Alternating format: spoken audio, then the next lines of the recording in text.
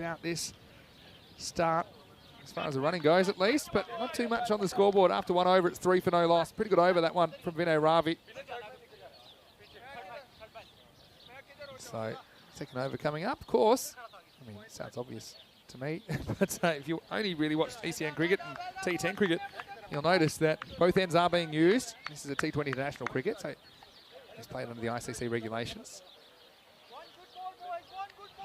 And I think Norway, they know the importance of early wickets here.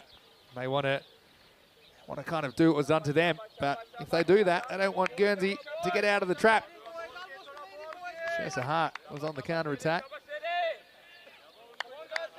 So it's Andrew Elliott there, who is umpiring at that far end. And, yeah, once again, big thank you to all our officials in this game. We have Andrew Elliott out there, Gordon Ashford. He's at square leg this over. Third umpire Darren Clark.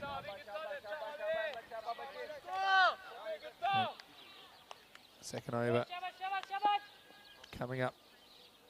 And it's going to be Damarel on strike. Up, as we see, Abdullah Shinwari. Goes pretty full. You hear that? Keep the ball shiny here. A lot of noise, and that's what you'd expect. You know, at such a high level of cricket, but also early on. I think the start is so important. A slight breeze right to left as you look at your screen there. Shinwari, left-hander. It's a pretty good breeze for a left-hander, I think. Hasn't really shaped one yet, but I think that's what we'll be hoping to do. Left-hander to left-hander, Damarel. I thought kept pretty well. Put down a real tough one.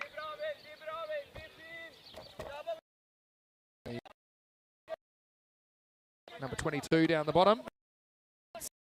Kaiser Ahmed. He's the captain for Norway in this series.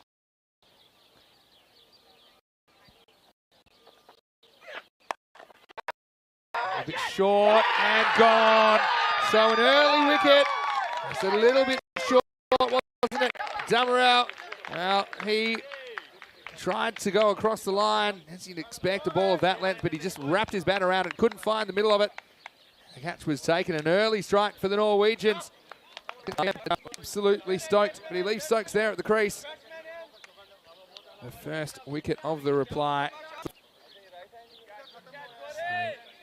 Pretty good catch. I think that's Gary that takes it. A long way away from me, but he had to come forward a long way. Yeah, it was Walid Gari. And he gets Isaac Damarel for just the single. And it's so funny. Momentum is something that's hard to describe. You kind of know it when you see it. And Norway, they thought they were going to have to come out defending something like 80 if they were that lucky. The fact that they've got 137 on the board gives them a lot of confidence. They feel like they're kind of on a free roll. What a good start it would be if they could defend this total. They are the lowest ranked team out of the three here this week, although not by much. We know how tightly clustered these three sides are in Desert Springs. The captain, Josh Butler, comes out at number 3. Wider drives. That's not a bad shot first up. Away from his body, could let that one go. That shows he wants to find bat on ball. Here's T20 cricket. I mean, for someone like me that's done like 1,300 T10 games, it seems slow. But I mean, a lot of these players do come from a kind of 40 or 50 over background as well. So having to kind of dial their game up rather than down. Captain pushes, gets off the mark. Just a single. Shamari bowling with some good rhythm here. One thing he hasn't really got is the kind of sideways movement in the air so far. You can hear a lot of encouragement, as you can imagine. Just look at that rate required. Started at more or less 7 on the dot, 6.9. Just been creeping a little bit after this good start. Last ball of the over for Shinwari. Oh, he's dropped. That was timed so well by Stokes. It goes shin high to Sahak, who can't hold on. Wow, frustration for the fielder. He just seemed to be on the move. Probably didn't have to be. But I mean, I suppose you are walking in that position. You can't really criticise a guy. It's just kind of worked you back into the game. But what it is a missed opportunity. Stokes is dropped on 2. That's 2 overs down. It's 4 for 1. What I would say is he absolutely smashed that. It might not have looked like it because it wasn't a big swing, but it was a very good piece of timing.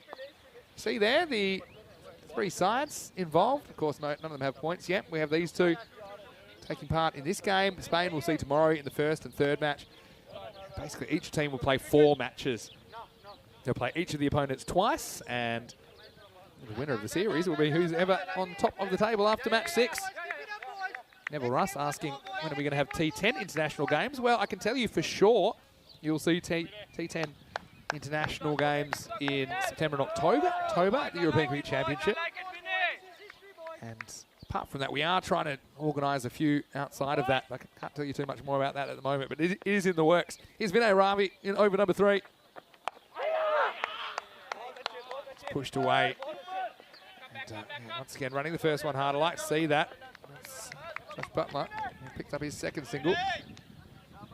Shinwari, who saw on the 2nd over, he's having a break on the boundary, but no way you really do have a break in this form of the game.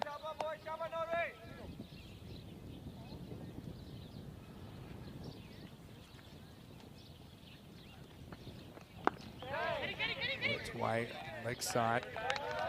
It's a funny kind of a start. I think I mentioned in the first half of this game that that's probably because it's fairly early in the northern season.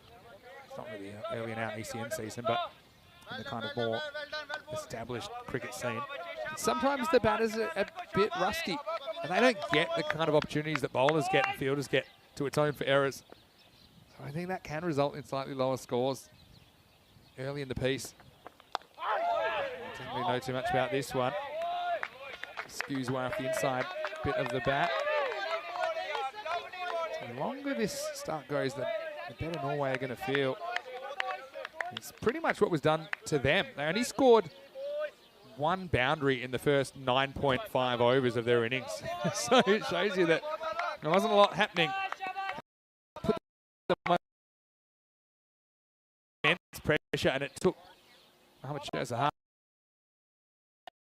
to lift them out of it and did that in spectacular fashion. Just dots with a few singles and 1-2 so far. This isn't a good ball, and it's going to be worked away, and it will go to the boundary. So Stokes gets surprised by this one. It wakes him up. It must be just below the waist. See, Ravi's been good so far.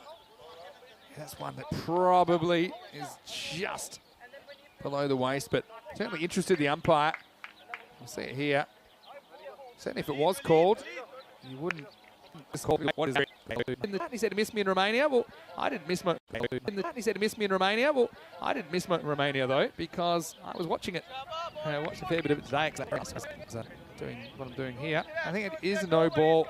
So I think it has been called. I don't mind that either. I said it could have quite easily been called a no ball. So it is no ball, +4, and a free hit coming up. Misses out. Essentially, really getting punished. Just the 1 run. Michael Daub saying comparably huge ground, double as many overs. Saying the T10 petted audience needs a readjustment to T20. That's a bit of an adjustment for me as well, but I'd say I'm a cricket lover. I mean, obviously, something unique and special about what we do in the European Cricket T10 matches, but also I'm a lover of kind of all the aspects of what's required to be successful as a cricketer. I'd say concentration was one of my strong suits when I was playing, as you can imagine. Pushes, no run. It's one thing that both teams have done pretty well with that cover position. It's Butler himself, actually, that was in there for a fair bit of the Guernsey fielding innings, just preventing any chance of that quick single Andy House saying great pictures from Spring Productions once again. Well, they are such professionals, I'm going to say. It's always a bit complicated with a new venue such as this, and obviously a few things a bit different. So big thank you to Andreas and to Martins and Elvira, who's directing for us. Pushes and gets one here. So that'll be the end of 3 overs. Ravi, the one that got away there, but apart from that, no real damage. The over goes for 9. The score is 13 for 1 after 3. So I don't think it's as important as T10 to stay on the rate from the very start, but I do think you don't want it to get out of hand. So yeah, I don't think they really want it getting above 9 or so. I think they'll be fairly comfortable chasing that in the last 5 or 6 overs. It's also important that you don't leave yourself too much to do at the back end, where you potentially have new batters coming in.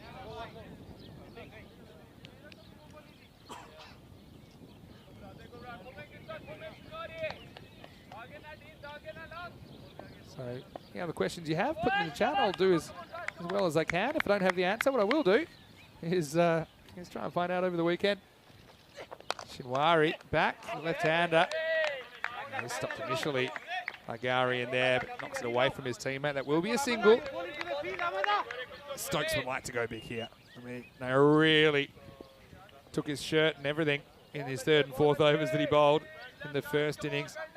After he got an early strike, he went for 6 when he bowled the 2nd, or for 4 when he bowled the 7th. And his other 2 overs going for 16 and 21. He was in the crosshairs of Mohammad Sahak. And now has the chance to let his bat do the talking. This is Butler facing. Plays and misses. Just going across the skipper. No slip in place or anything like that. Still obviously the keeper's a risk. A little edge on it.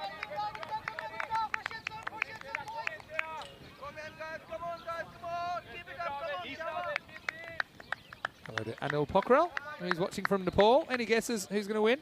Well, what I love about this game is I can't tell you. I think it's right in the balance at the moment. Oh, this one, don't think it carries. It's hit pretty hard. I think it's just short of the bowler. So big gap down the ground if you can beat the bowler. Just short of him. Nice hit by Shinwari. Steve Cook saying, looks like one of those grounds where a county side might go. Well, I know it's a fairly sought-after facility. It is a very high standard, we'll say that much. Weather is amazing. Butler pushes, wants to run. Some things aren't different to the regular T10s we do. And one thing is the importance of communication between the batters. And you see there, even with the field in fairly tight, when both batters go straight away and they have that understanding, you can pick up the single most of the time. That was good, confident calling and good, confident run from Guernsey. Just trying to put something together.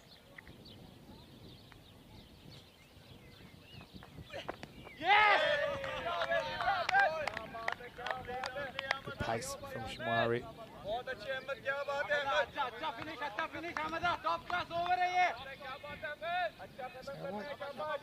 Going full, I think, especially with the new ball.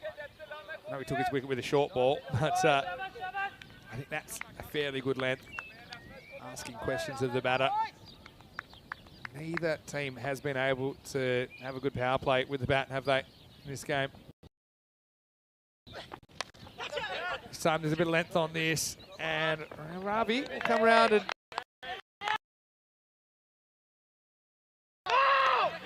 take it on. They're going to double clutch from the keeper. If he'd thrown the first time, maybe he's half a chance there, Kazar Ahmed. But yeah, couldn't really decide if he wanted to throw or not.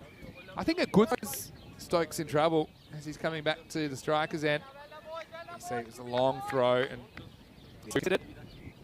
as we get to the end of the 4th over, the score is 17 for 1. Once again, just have a look at that. No run rate required. 7.56. So again, nothing to worry about. I think one thing that's probably more important than in the T10 format is partnerships and set batters. I think that He can be important T10 to an extent, but I think here he's saying you don't actually mind these guys taking a bit of time getting set, even if they're not quite going run a ball pace. A few people enjoying Josh Butler. We have another Josh Butler. Well, not quite a Josh Butler, but he's a Josh Butler. We also have a Stokes in the side. We also have a Hooper in the side. I was a big fan of Carl Hooper growing up when I first started watching cricket. Chatterton Gurung's enjoying Butler's work. Got to say, he's a really nice guy as well. It's been great to meet some new guys. Some I've known from our travels. Some I have meeting for the first time. As we've got Wahidullah Sahar coming on. Wow, this one's really close. So, decide to go here, but I think, well, if this hits, very tight. Would have been a tough call for the umpire.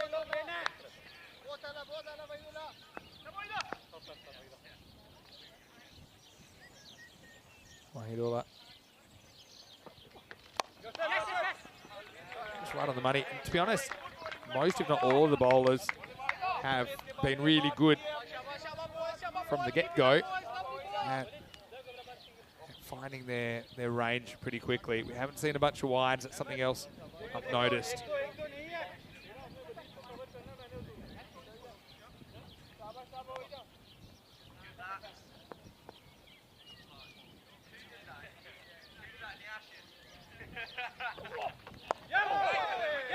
Pushes, and well, having a crack. I had a question that I get all the time, should you throw or not? And normally it's after there's a 4 overthrows from a situation like that. What I would say is it depends. That's normally my answer. But what I would also say is at a higher level of cricket, you're more confident throwing. And that's kind of the way teams practice. You know, they practice throwing it hard, creating opportunities and backing your teammates to be able to handle the backup. Driven away, hit firmly to the man at point. No run.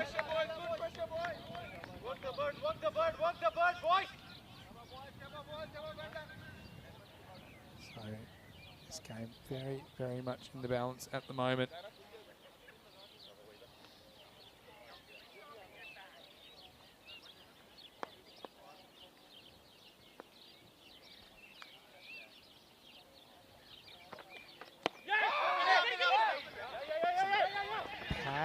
Maybe a bit about it, but I think this leg by given. Picked up by Ali Sufyan Salim.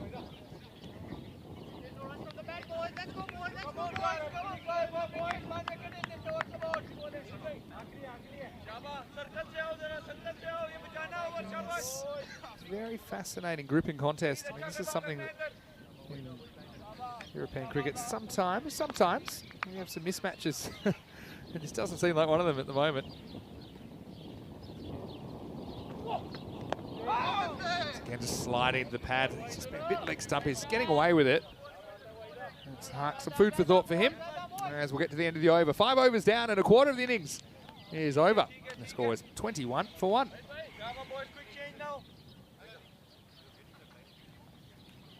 So once again, a very warm welcome to all of our viewers watching on Fancode in India, and also might be watching on our YouTube channel, ECN European Cricket Network. Great to have your company. You can see from that's the Manhattan there. It was only little buildings, and then I don't know. Someone put up the scaffolding, and we had some tall towers in the last 6 overs. And I think I mentioned, didn't I, what sort of acceleration that was. I mean, they scored 58 off the first 14 overs, and then 79 off the last 6. So, I mean, what's that? It went from something like 4 and over to 13 and over. It was no coincidence that coincided with the arrival of Mohammad Shah Sahak. Stokes pushes and you get one here. It's almost now, I think, as we get into what I would call the middle overs, this is the last over of the power play. It's where you feel like one batter maybe has to take a bit of responsibility to try and take a few more risks. Because you don't necessarily want to drift at, well, they're 4 and over at the moment or so. You don't want to drift at that for too long. You do have the batting resources still to come. Does look pretty good while he's been out there, but he could be in trouble. Oh, they go the other end. I would have thought Butler, he looked like he was on the treadmill for a second there. Makes up his mind pretty much straight away he wants to go. Throw wasn't at his end, fortunately. We'll never know.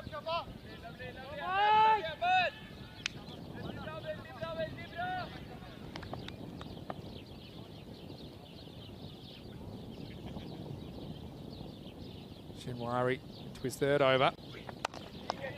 Low full toss. I think of two here. It's just mishandled by the fielder. That's good running, and that's the kind of awareness I'm talking about at this level. And both batters, they run the first one hard, and then they do get the opportunity to get through for a second run.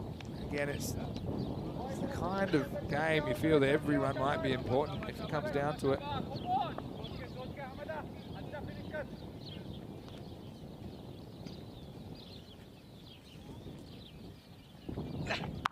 Short and pulled. That'll be Safdar out there that does the fielding. And one thing that's kind of striking me, if you want to talk about differences to what I do day in, day out, is obviously the boundaries being around about probably 10 to 15 metres more. It's just a bit more protectable. So, you know, you can kind of have that plan. Even the fielder there is probably 10 off the boundary as it is.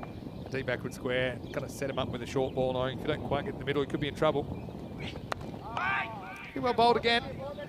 Shinwari's impressed me here. I wonder if they bowl him out. I think he's done so well. I'd be tempted to. You still have some other resources you can use down the stretch. I think, well, he's doing well. The longer you keep these two quiet, kind of delay that kind of what you feel is the inevitable gear shift, the better. Norway. Way off the stumps. I think a two here. Once again, you see very, very good fielding. Just to pounce on that, it's been a Ravi. He gets the throw in. Quick throw, sometimes is better than a good throw. As he does keep it to 1, and it's the end of the 6th over. The score is 27 for 1.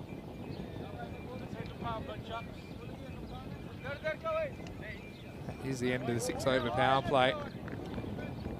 We're going to do the comparisons. Oh, Guernsey here, they're 27 for 1 after 6. Norway were 20 for 2. So they were in a slightly worse position, 7 runs less and losing a second wicket. So it really was a game of 2 halves. Not really halves, because the first phase, I suppose, was first 14 overs. That's the last 6.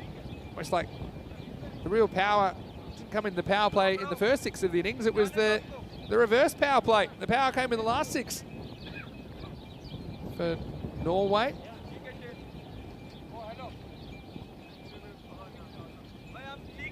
Have 7th over beginning now. Of course, up to 5 outfielders can be employed now. Wahidullah Sahak is going to continue.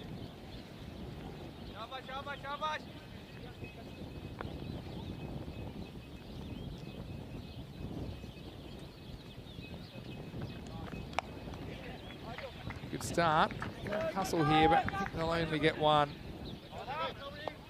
Not the greatest throw coming in, but blocked by the keeper. Say hello to James again, who's watching from Estonia. Just noticed the exponential curve.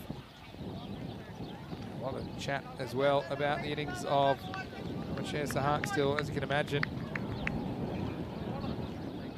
Here in the effects mark, the winds. It's pretty strong here at the moment. That one gets taken by the wind, which is right to left on your screen. I wouldn't say it's necessarily behind any particular end. It just is very, very strong right to left. You can see the shape of that delivery kind of illustrating that at a perfect time. James Stewart saying maybe the next time we see Mohammad Shah Sahak, it might not be at 7, or maybe not. I would think with that kind of form, you'd want to get him a bit higher. Well, this one is turned away, but he might have found trouble. The fielder takes it. And so Stokes, he gets to 15, but he goes no further. I think the issue here, he tries to hit this straight into the wind. It's flicked away. The catch is taken. And yeah, disappointment for the opener. See here, it's kind of an instinctive shot, I think, when you play this, but he was concerned straight away, wasn't he? And Stokes is going to have to go. He's the second wicket to fall. It's 29 for 2. It's always frustrating when you've taken the time. You felt he was getting in. He played some nice strokes. Just the one boundary. Just one boundary in the innings, actually, off his bat. But yeah, he does fall. And so, ecstatic result for Wahidullah Sahar, who gets reward for his efforts. I say hello to Oktay Galami, who's in the chat as well. Hello, Oktay. Hope you're well. There's a nice catch taken out there. It's Abdullah Sheikh who takes the catch. Yeah, he had plenty of time to think about that. That for me, I mean, if you hit that on the other side of the ground, if you hit that exact same shot on the other side of the, from the other end, I think that's 6. But it's also a difficult shot to control because normally you just kind of play it on instinct. It's straight, you kind of flick across it. Got to be a bit unlucky to hit it straight down the field of throat, but that's exactly what Stokes did. Ollie Nightingale is the new player. We won't see him strikers end. And we may not ever see him at strikers end because he's almost run out first ball. Yeah, you see, because of course we still have the old school rules in place. I mean, he did everything right there. Probably gets home, I think. Let's see here. I mean, Kumar's got a really interesting point. He says, so it doesn't really matter about what numbers the 10 overs. That's certainly something we talked about, you know, when I started playing T20 cricket, probably in the mid-2000s, when I first started coming in, maybe towards the late 2000s even. We talked a lot about when you want someone to come in, not necessarily in a batting position. And I think that's smart. You need to be flexible, you need to be adaptable. I think certain players like batting at a certain point in the innings. So that's a pretty good shout, I think, from you, Amit. Michael Dowd with a pun as well. Will Guernsey win? No way, says Norway. Clever, Michael. Obviously, it's been a long day for you. Slow ball. Caught it wide. He's thrilled with the call. This is the old grunt slower ball. Shows you even at the international level. Gets done. That was clearly outside the line. That was the off-cutting kind of slower ball. Pulls his hands down the side of the ball.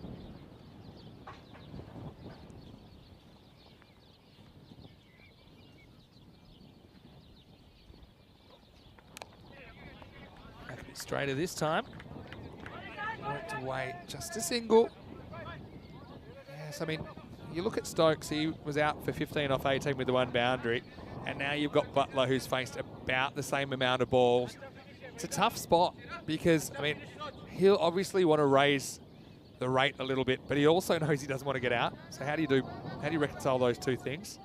I think he, you know, I'd say be selective, but be aggressive when you get your opportunity. I think Norway have just bowled pretty well so far. Last ball of the 7th coming up. Now, have a ping here. They do get home. And so, it's the end of the over, 33 for 2. So, I know that a lot of people have been following the action in Romania. I know, because I'm one of them. And tomorrow, we will have finals day, and we can now tell you how that will look. United finished in 3rd, although they had a decent afternoon. They finished in 3rd. They'll play Cluj, who finished in 4th. Last year's champions, having some struggles. Missing a couple of key players, so they'll have to win 3 in a row, and either of United or Cluj if they're going to raise the trophy. Bani Asa and Bucharest Gladiators, well, both of them, I'd say surprise packets. Those two, if you want to know what's funny, they finished in the bottom two positions last time in Romania. They finished first and second this time. They'll play off in qualifier 1, Baniasa and Bucharest Gladiators. And of course, we'll have the second qualifier, which is the winner of 3 and 4 versus the loser of 1 and 2, and then the final all starts tomorrow at 6 a.m. GMT, which is 8 o'clock in Central Europe, and 11:30 in India. I do encourage you to watch that. Rico Fool's over there with the blue crew. And, yeah, I think it'll be a really interesting finals day. And, an hour later, we'll start here with 3 T20 internationals. So it's a long day of cricket tomorrow on ECN with 7 matches across 2 formats. I think it'll be something like 12 hours of cricket from 8 to 8 Central European time. But if you add it all up, I don't even know how much that is. Anyway, let's go. 8th over. Oh, chipped up. Well, fielder was interested there. The new bowler here is Raza Iqbal, former skipper of the side. With his left arm orthodox. Yeah, so how much cricket is that? Okay, we've got 4 T10s. Well, that's 8 hours of cricket. You've got 3 T20s. So 4 hours each. So yeah, about 20 hours of cricket in a day. If you add it all up, put it end to end, not so bad. Michael really thinks I could be in 2 places at once, but not quite able to do that just yet. Ooh, close. And out. Yeah, this one was sliding in. I don't know if Ollie Nightingale plays for a bit of turn here. But my instinct is he was in big trouble. As the change in pace does the trick, Raza Iqbal. Well, disappointment for the batter. But you can see there, I mean, obviously it's not the best look here, but it seemed like it hit him in line. And don't get a great look at the bounce, but sometimes you just have an instinct. There's a slight step forward, and everyone conspiring to block all the key views there, but I think you can certainly understand what Andrew Elliott's thinking as he puts up the finger. And a 3rd wicket now for Guernsey, 34 for 3 in the 8th over. It's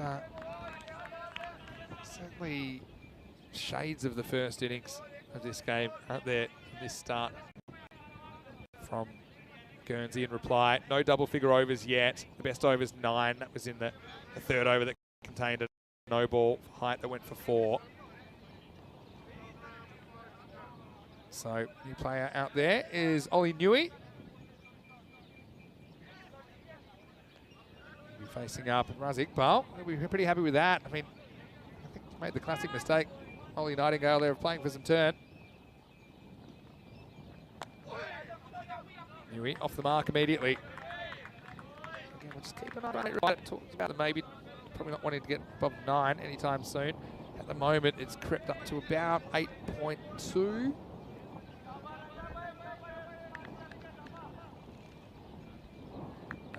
I'm appreciating this discussions in the chat. We've seen an attempted sweep shot. This one I don't think is going to get Andrew Elliott that interested.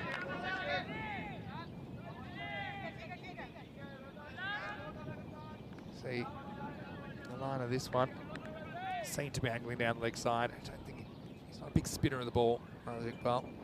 He wants to sweep this, but then ends up yorking himself. Butler. Now they're going to come for 2. Wow, interesting option. At the underarm there, Mohamed Sher-Sahar.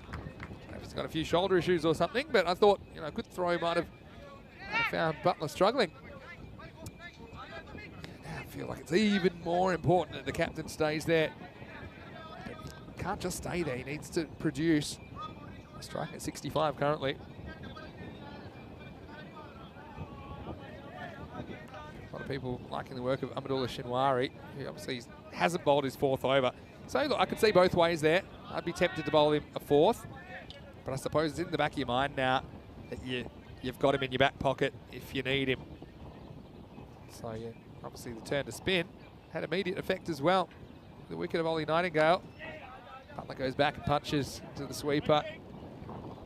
Just be a single.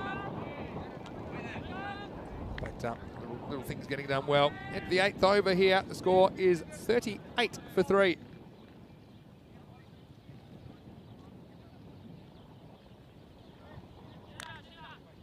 So exactly 100 runs required off the last 12 overs. You can see that run rate I've been referring to a few times, run rate required. Look at the bowling figures. You can see Shinwari, a lot of buzz about him. You can see why. He's 1 for 11 off his 3 overs. Sahak with a wicket. Raza Iqbal with a wicket in his first over. None of the bowlers going run a ball or more. So it's been a good team effort. Even Ravi that went for the most expensive over of the innings. He still was under a run a ball.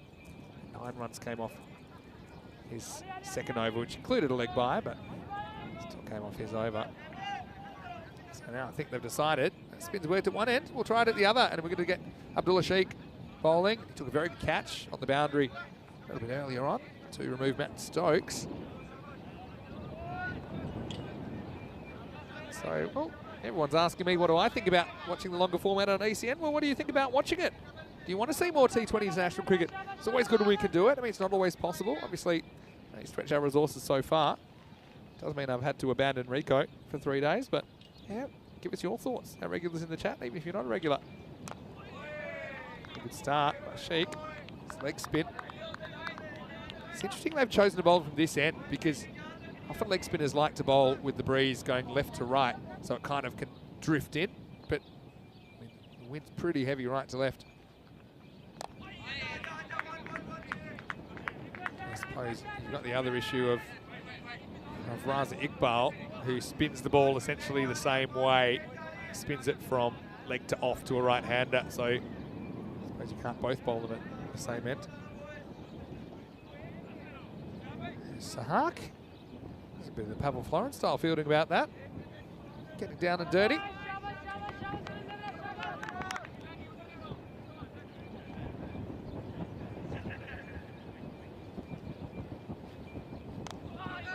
This one's punched, gets through one fielder. Just allow a single though. That's Ali Salim. There's a point, just couldn't handle the bounce there. Haven't seen too many in this field, so you wouldn't expect too many on this field.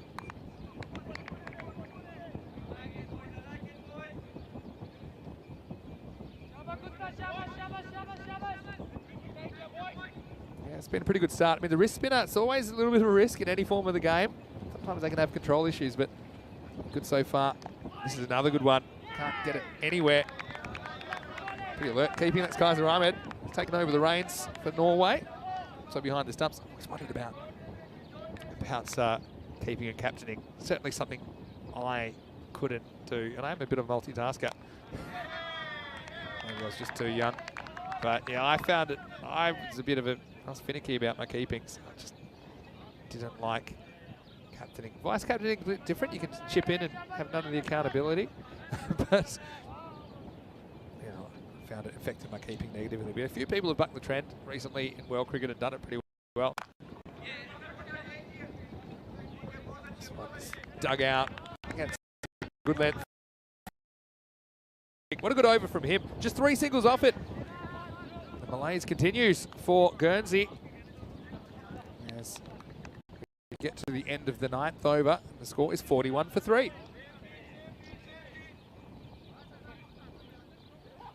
Julian Dawson saying, yeah, he'd love to have a bit more European T20 on ECN. Bring it on. Yeah, well, I mean, like I said, a few people asking if we can have more international cricket. Like I say, it's something that we are working towards. I mean, we've come a long way in such a short period of time. When you consider we only started showing cricket, let's say full-time, in June 2020. So that's not even 2 years.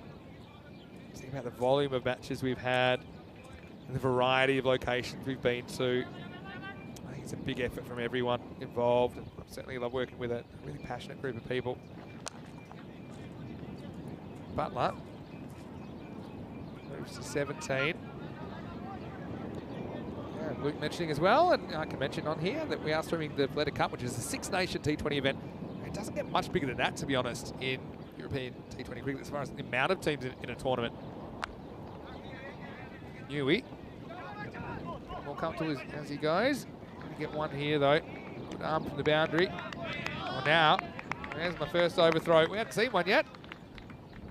I think this, I said good arm, but what happened was just the wind takes it, and it takes it further and further and further away from Kaiser Ahmed. If he missed this, then they probably don't get another run, but because he gets half a glove on it, knocks it away from the backup fielder. And good alert running from Guernsey. Back to live action. Keeps a little bit low. Dug out for a once. One for Norwy. See this next one. Iqbal plays that pretty well. I feel like he did have to make an adjustment there, Norwy.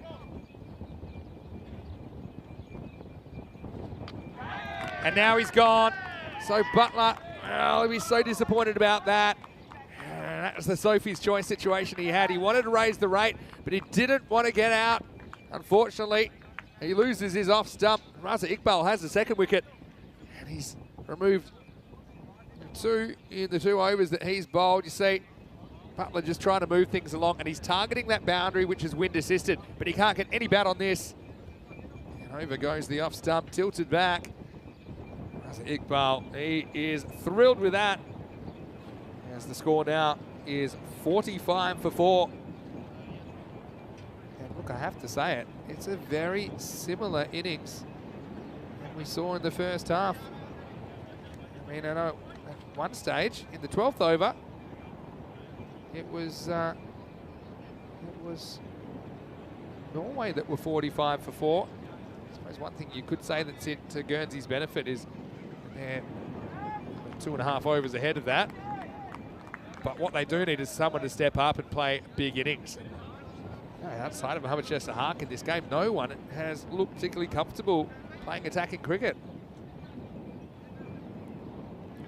Afaq Khan, hello to you. He's mentioning that, it might be worth mentioning that Norway does not normally play on natural wickets. That's true. That's true. I mean, it's very hard in that part of the world to prepare them. Need a lot of resources. Some do have experience, I know that, but it's a bit of an adjustment. I think the players really enjoy the opportunity, though, to play on turf wickets, of course, in international cricket. But it is also good, I think, that now you do have international cricket on all kinds of surfaces, and I think that's really important in spreading the game to countries that they don't have the know-how, the resources, the kind of ability to prepare turf wickets, or the weather, for that matter. Just one new batter out there now with Norwy is Ben Febrash. He's a player I've been wanting to see for a while. Coming in at number 6 here. It's the end of the 10th over, so we're halfway through the reply. Guernsey are 46 for 4. I think I talked about I normally talk about the half-half split. So the first half of Norway's innings, they scored 38. They scored 99 in their second half. So right here, we have 46 in the first half, which means only 92 in the second. And I talked about them not wanting to let that rate get beyond 9. Well, now it is 9.2. That's what's required from here.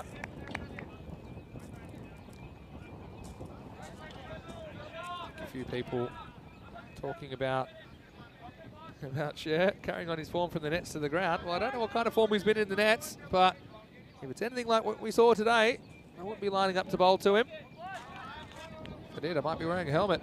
He was really good, wasn't he? Also, I don't think the bowlers bowled particularly well to him towards the end of the innings, so they gave him some length, gave him some slot deliveries. Abdullah Sheikh. This is well fielded, really well fielded. That's Wally Gorry. I wonder if we'll see him get a bowl. He was the first ever T10 international hat-trick taker, playing for Norway in the European Cricket Championship last year. Played away off the back foot. Just a single. And what if I told you that we have not had a boundary except for that one off the no ball? So that's going to make things really tough to chase down. Score in the 130s. Well, right on cue. This one has a chance and it's going to get there. 4 runs. Good shot, maybe slightly over pitch, but wasn't a genuine half volley. But he does take a good stride out and so I think he'll be very, very happy. His first boundary in a long time. Hits this one similarly, and this one gets through the field of Gary, but doesn't hurt him too much. Probably going to get one anyway. They do get a 2 on the slight fumble, double fumble. double run. There's got to be a point, kind of like when Sark comes to the crease, where Guernsey say, well, time to take some risks. And it paid off for him. And it paid off for him. Will it pay off for Guernsey when the rubber hits the rock?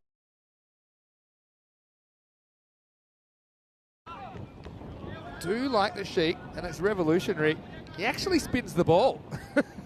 He actually spins the ball. Look at that one go. And gets a really good bit of bounce as well. This one also beats keeper.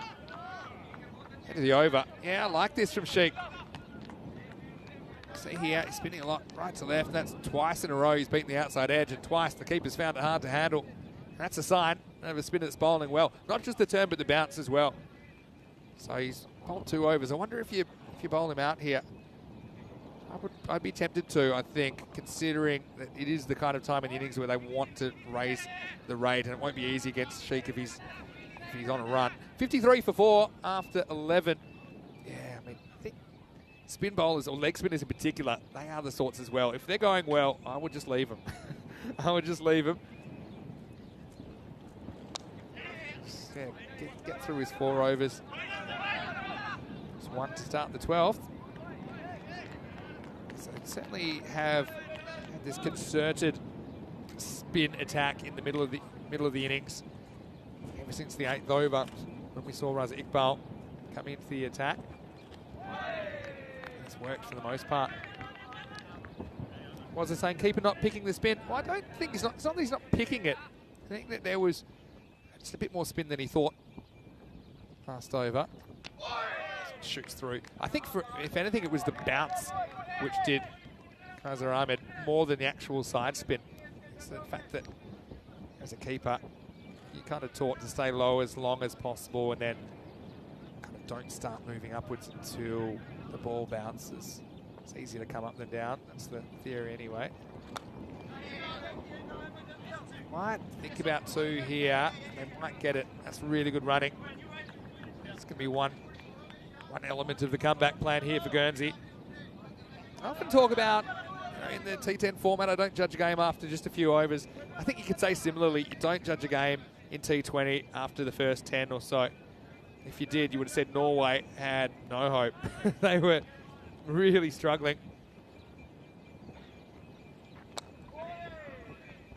That's the thing that when I first started doing T10, the thing that struck me the most was how many times the game and the momentum could change in such a short amount of time. And here, you can have as many momentum changes in a T20 match, but often the story plays out over just a slightly longer period. So bowled. Bell's been really good. That's the end of his 3rd over. He's got 2 for 14. 12 overs down. The score is 58 for 4. Beautiful day. You can see that the weather conditions are perfect for cricket. 20 degrees and sunny. It's a light breeze, maybe a medium breeze to be fair. You can see the Spanish team in the distance.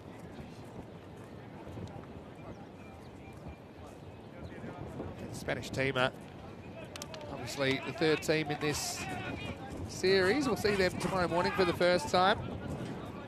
You can see it's kind of been consistent, but consistently, I suppose, less than what's required across the board. You see there's some of the Spanish guys. Christian Munoz Mills there, Spanish captain. Spotted Tom Vine there as well. And this one's in the air and it's going to be caught. Well, slight misjudgment initially from Wahidullah Sahak. Well, he was coming in, but he had to put it in reverse. And when he did, he still found himself with room to move. And a wicket falls. That was the change in gears, wasn't it? 8 overs to go in this contest. And it's Norwy who took the responsibility. Well, I thought off the bat that he had enough to get it over Wahidullah Sahak. And then he's just pretty pumped, because I think he was worried. He took 2, 3, maybe 4 steps in there, Wahidullah Sahak. And then he realised the ball was going over his head. But that's the difference when you've got longer boundaries. You do have the real estate to work with, and he makes a good adjustment. Ends up taking it in a kind of awkward spot, but his hand technique was perfect. And so it will be a 5th wicket now for Guernsey. They're 57 for 5, the end of Ollie Norwy. goes for 14 of 12.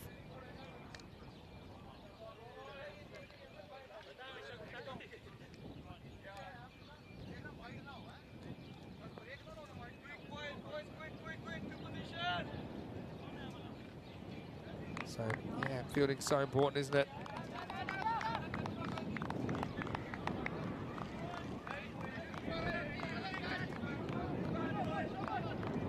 So really enjoying this contest. Do we have a kind of twist in the tail here?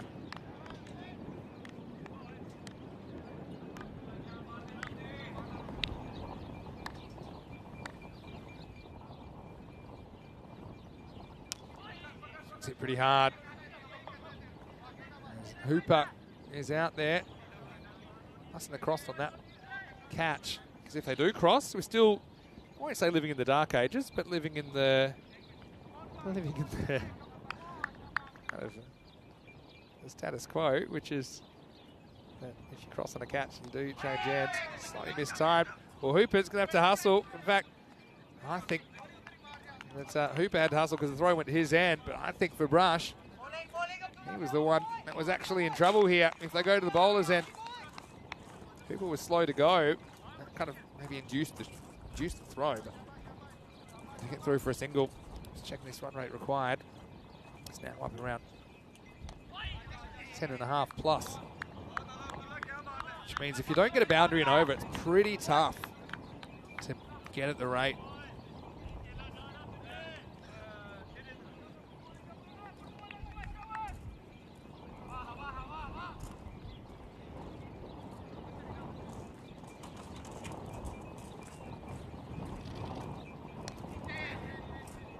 Away, just one.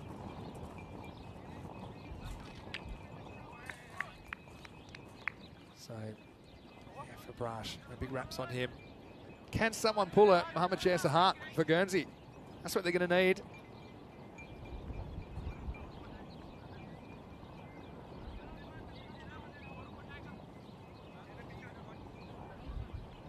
And, a few direct hits today.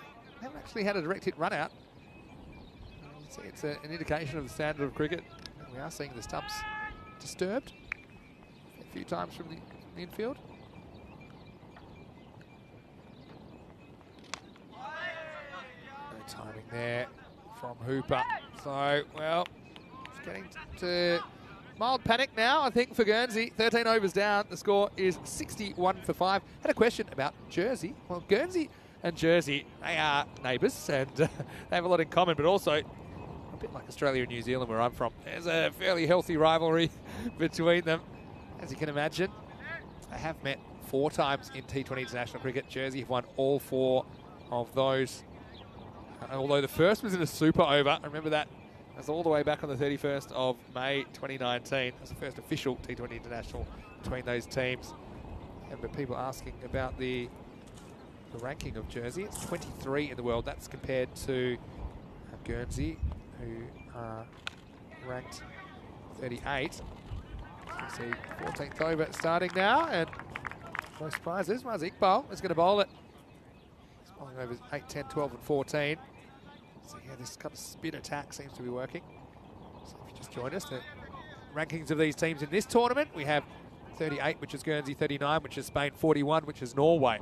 So you can see why it's going to be such a competitive tournament, you'd imagine. And certainly what I'm seeing from this match is that on any given day, either of the teams could beat each other, and that's what you like to see. Maybe Spain has a bit of a leg up, being on home turf, because they haven't been able to use these facilities before. Hooper tries to get funky. So, yeah, 2 fielders guarding that part of the field. So I don't think it hits the bat at all. Now he pushes and just gets 1.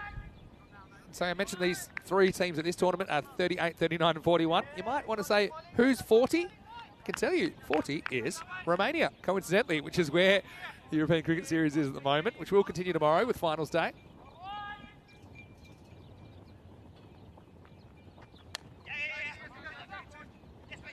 They want 2 here.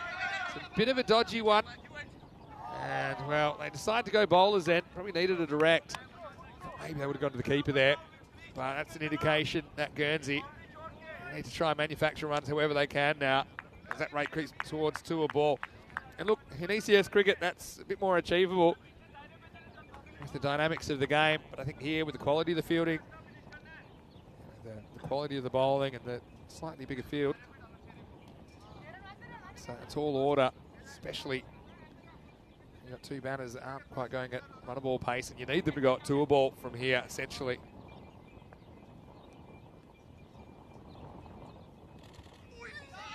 Gets this one right off the end of the bat. And so it'll be the end of the 14th over. Raza Iqbal will finish with the very good figures of 2 for 18 of his 4 overs. Shinwari set things up at that end, bowling the first 3 overs from that end. Then they brought in Iqbal in the 8th, and he's been brilliant. So 14 overs down, score is 65 for 5. Well, coming up tomorrow on the European Cricket Network, we have more T20 international cricket. In addition to the Fancode ECS Romania Finals Day, we have the 3 matches of T20I, starting with Norway, Spain. We'll see the host for the first time in match of this match in match 3, Norway, Guernsey. We already know that that's a test. Then Spain versus Guernsey in the last match of the day. All starting 7 a.m. tomorrow. GMT, that's 9 o'clock in Central Europe. 12:30 p.m. in India. It's a different start time every day in this ECI, European Cricket, International Cricket. So if you've got 2 screens, tomorrow's a good day to fire them up. You'll get 4 games in finals day. That's going to be so unpredictable in Romania. Likewise here in the 20 over cricket. As we see Hooper trying that reverse again, but they've protected that area reasonably well. I would probably have them back on the ring now. I don't necessarily see the importance of taking a wicket compared to saving runs. I do have like a couple of fields. I mean, like, that you don't even mind a 1 or even a 2, to be honest. I think you just down the ground, and a bit of work to do. Well fielded. Get back for a couple. But you see, even that, which is a pretty good shot, that gets 2. It's not quite enough to bring the rate down, and that's the concern at this stage. Talks a bit about these teams and their T20 international record so far since ICC granted all nations official T20 international status 2019. Oh, that's a proper Gundy ball. Haven't seen many of those today, but probably just cost him 1. That's probably a sign that things aren't going right for Guernsey. Yeah, so Norway, they have a 2-8 record, so 2 wins, 8 losses. But I did notice with Norway, they've had a lot of good opposition. When I look at some of their, really all of their teams they've played. Come back to that in a second. Full toss, cracked, fielded at cover. Just a single. Yeah, they played teams like Italy, Jersey, Denmark, Germany, France, who one of the teams they beat. They also have a win over Germany. So, obviously they've played some high-quality opposition in European cricket. Okay, this time he does crack it. This is what I was talking about. And they've got 2 fielders there. They went straight to one of them. You just feel like it's a bit early to call, but you feel like Mohammad Sahak's been the difference between these 2 teams this afternoon. Back pretty well. Again, they've got that straight boundary pretty well covered with those 2 fielders. And in fact, you've got an extra 15 metres or so to work with, just as a game changer. Well done by Gordon. He had pretty quick reactions to get the big floppy hat out the way of that. So 15 overs gone. The score is 71 for 5. That rate now has climbed up well over 13 and over required.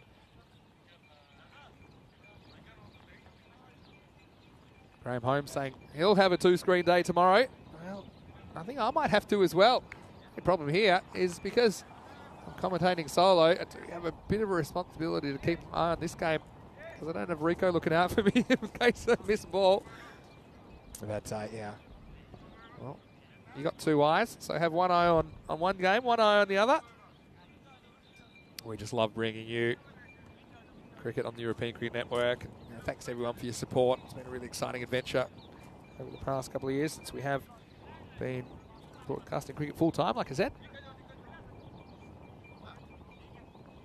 So now with Raza Iqbal bowled out, we're going to see a change, and they're going to go back to Shinwari, who bowled the first 3 overs from the top end and bowled really well.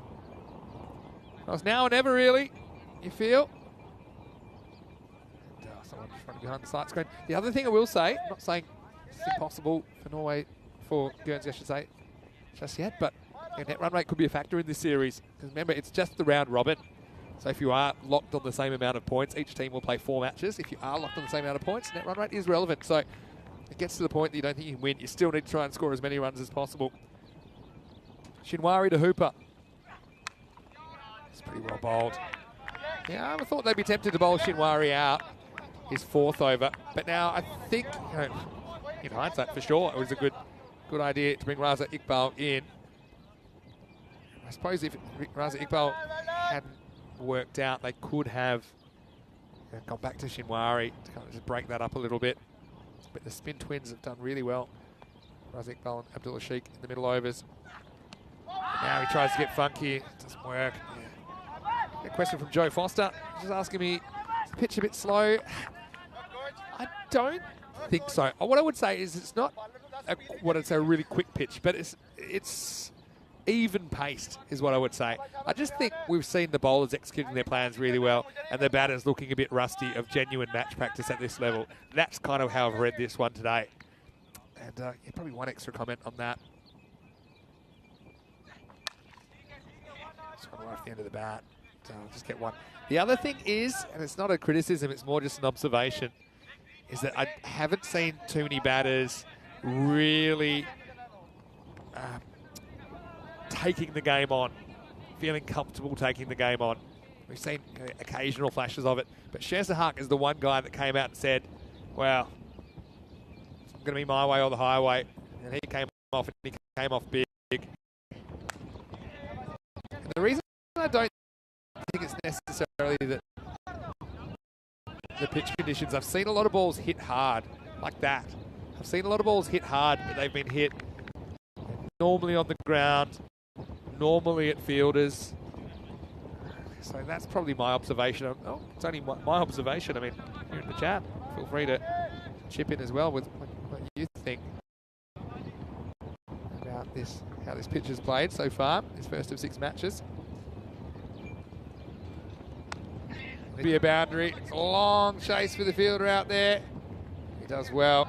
So, pick at 3. Raza Iqbal has bowled 4 overs. He wasn't fancying throwing the long throw into the wind, so he just pulls up to Alderland.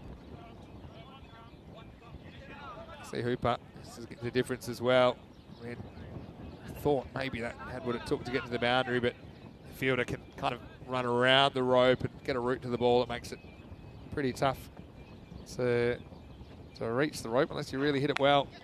More work for Iqbal. This time he will throw. He bowls it in. Yeah, it was a proper quicker ball from Raza. He's already bowled the 4 overs. Count that as 4.1. Shinwari, well, he finishes his 4 with 1 for 16. He's been outstanding as well. Well, the left arm is doing the job at the top end. 4 of pace from Shinwari, 4 of spin from Raza Iqbal. 16 overs down. The score is 76 for 5. You can see the 8 overs at that end, just going for 34 runs. So that's going to 4 to 4.5 and over from those 2. And really, all the bowlers have performed well. Look at those economy rates. They're all between 4 and 5.5. It shows you that they haven't had a bowler that's gone the journey. Bowled well as a unit. So we have seen all 5 bowlers now. Got to say hello to Ninj, and he's trying to work out how you can watch both at once. You don't have to watch them live either. You can always watch them later. I mean, I'll probably end up watching the ECS Romania a bit later, although I find it hard to avoid the score with you guys in the chat. So I might have to try and catch up in the breaks. Adel Pockerell thinking Spain will win the series. And, I guess we'll have to find out. They'll be the last team to arrive on the field at least. Here's Vinay Ravi coming back. Crack down the pitch. I don't think they can even try for 2 here. So I think at this